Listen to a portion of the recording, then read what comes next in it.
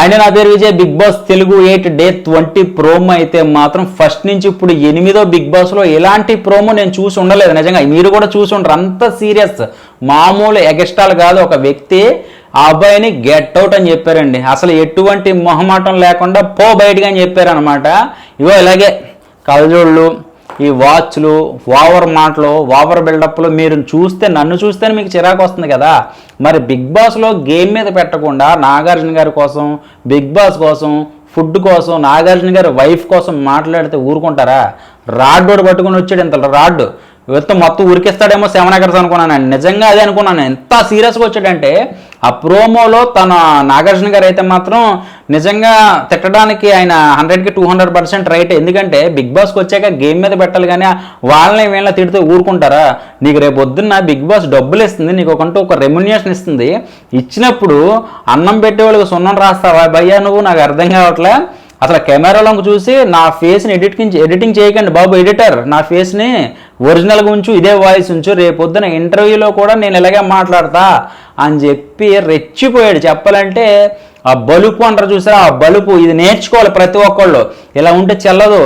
నీకన్నా తోపులు, నీకన్నా ఒత్తాదులు వస్తారు పిలిస్తే. కానీ ఇక్కడ నిన్ను చూసి నాకు అనిపించింది ఏదో తేడా కొడుతుందని అనుకున్నా. నీ మాటలు బట్టి మొన్న ఒక ప్రోమో కట్లో కానీ మొన్న లైవ్లో చూసినప్పుడు ఈ ఫుడ్ కోసం మాట్లాడు కదా, ఈ అమ్మ బిగ్ బాస్ తినడానికి రూల్స్ పెడుతున్నాడు, వండడానికి రూల్స్ పెడుతున్నాడు, అసలు ఏంటో నాకు అర్థం కావట్లేదు అన్నావు. కానీ నాగార్జున గారు వాళ్ళ వైఫ్ తిడితే నాగార్జున గారు టాస్క్లు మారుస్తున్నాడా?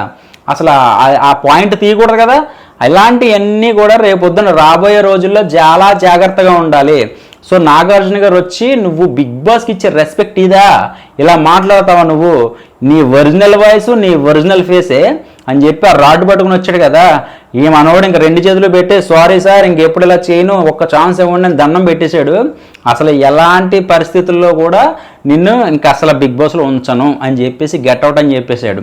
కానీ అలా చేయడం తప్ప కాదనేది మీరు కామెంట్ చేయండి అబ్బా. నిజంగా నా దృష్టిలో అయితే మాత్రం 100కి 1000% తప్పు. ఎందుకంటే ఒక పేరు తీసుకోవచ్చు. ఇప్పుడు నువ్వు ఆర్టిస్ట్ ఉన్న మాకు తప్ప జనాలకు పెద్దగా ఎవరికి తెలియదు, ఇండస్ట్రీ వాళ్ళకి తప్ప.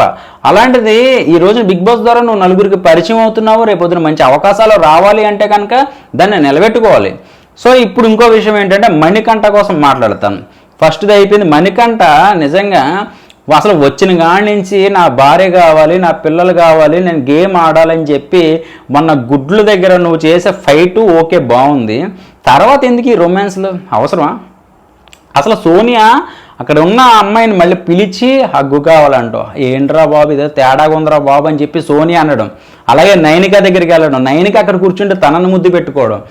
తర్వాత యష్మి దగ్గరికి వెళ్ళిపో, మూలకి వెళ్ళిపో, చిరాకు పడుతున్నారు. అసలు చాలా చిరాకు పడుతున్నారు. రేపొద్దున నువ్వు మొన్న ఏమన్నావు? అలా వెళ్ళే మూల ఏడుస్తుంటే నేను ఎలా గెలవాలనేటోడు ఇలా చేస్తాడా? గెలవాలనేటోడు దాని మీద దృష్టి పెడతాడా? అమ్మాయి మీద, హగ్గుల మీద దృష్టి పెడతాడా? నైనిక తిడుతుంది నిన్ను. నీకు పెళ్ళయింది, నువ్వు చేసే పనులు రాంగు, నువ్వు గేమ్ మీద అంటున్నావు, కానీ నువ్వు చేసేది అయితే మాత్రం మా మైండ్కి కరెక్ట్ అనిపించట్లేదని చెప్తుంది క్లియర్ కట్గా. అయినా కూడా మణికంఠ ఇలా చేయడం నీకు నేను సపోర్ట్ చేద్దాం అనుకున్నాను నిజంగా చెప్పాలంటే. సో నువ్వు ఇంకా ఇప్పుడు కూడా మార్చుకోకపోతే నేను రానున్న రోజుల్లో ఏం జరుగుతుందో తెలియదు. ఎందుకంటే నేను సపోర్ట్ చేస్తేనే నువ్వు గెలుస్తాను అని అనట్లే. నువ్వు గేమ్ మీద పెడితే మేము ఒక మాట నీకోసం మాట్లాడడానికి ఉంటుంది. చెప్పాలంటే ప్రేరణ కోసం నేను ఏ రోజున మాట్లాడలే. ఎందుకంటే నాకు అంత చిరాకు వస్తుంది తన కేకలకి, తన అరుపులకి. తన గేమ్ ఏం ఆడుతుందో తెలియదు కానీ అనవసరమైన కేకలు ఎక్కువ వస్తుంది.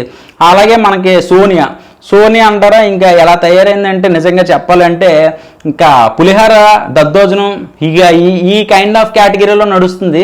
గేమ్ బాగా ఆడుతుంది కానీ మొత్తం ట్రాక్ మారిపోతుంది. చూసే ఆడియన్స్ రేపొద్దున మంచిగా చూడాలి కదండి. ఈ రొమాన్స్ రైజ్ బిగ్ బాస్ నమ్మదు కదా.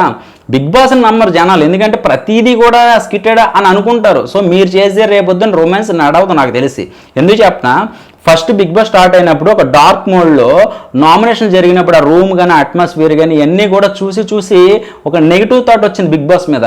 సో అప్పటి నుంచి మొత్తం చేంజ్ అయిపోయింది. మొత్తం ఒకటే హాల్లోనే షో నడుస్తుంది మొత్తం అంతా. మీరు అబ్జర్వ్ చేశారా?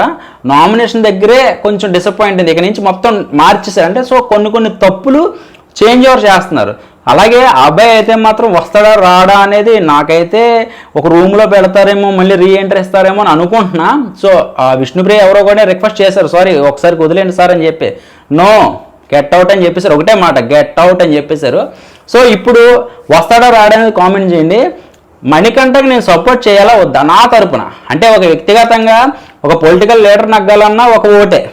సో రేపు పొద్దున మణికంఠ నగ్గాలన్నా, గెలవాలన్నా, కప్పుబట్టిన ఇంటికి వెళ్ళాలన్నా, వాళ్ళ ఫ్యామిలీతో హ్యాపీగా ఉండాలన్నా సరే తన గోల్ ఏంటి, గెలవకపోయినా బతుకుతాడు, గెలిచినా బతుకుతాడు. సో ఇక్కడ ఏంటంటే తను ఒక మాట అన్నాడు, ఇది ఎలాగన్నా నేను సాధించాలి, నా ఫ్యామిలీని దక్కించుకోవాలని అన్నాడు కదా. సో ఎవరికాళ్ళకి ఒక గోల్స్ ఉంటాయి కదా. మణికంఠ తన అభిప్రాయం చెప్పాడు. సో తను చేసేది కరెక్టా కాదనేది కూడా కామెంట్ చేయండి. సో అబ్బాయి ఇగో ఇది తగ్గించుకోవాలి మరి, ఇది తగ్గించుకుంటే బాగుంటుంది. ఓకే బాయ్ అండి అందరికి.